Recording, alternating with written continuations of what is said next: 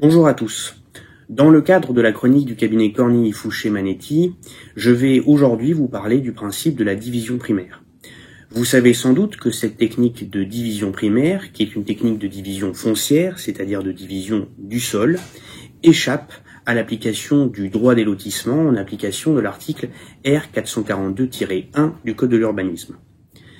Restait à savoir, en pratique, quelle est l'échelle d'application des règles d'urbanisme dans le cadre d'une opération de division primaire. Le Conseil d'État, dans une décision très remarquée du 12 novembre 2020, au numéro de pourvoi 421-590, a enfin tranché la question. Dans le cadre d'une division primaire, dans lequel un tiers opérateur obtient un permis de construire ou d'aménager, les règles d'urbanisme vont être appréciées à l'échelle de l'unité foncière avant division.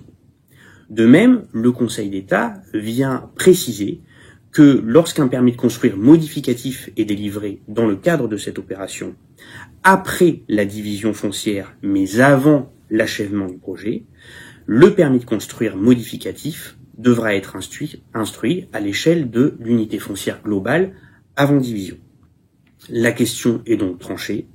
Il reste au demeurant à savoir quelles seront les règles d'urbanisme applicables sur ce que l'on appelle le reliquat, c'est-à-dire la partie de terrain qui reste au propriétaire initial. Je vous remercie de votre attention.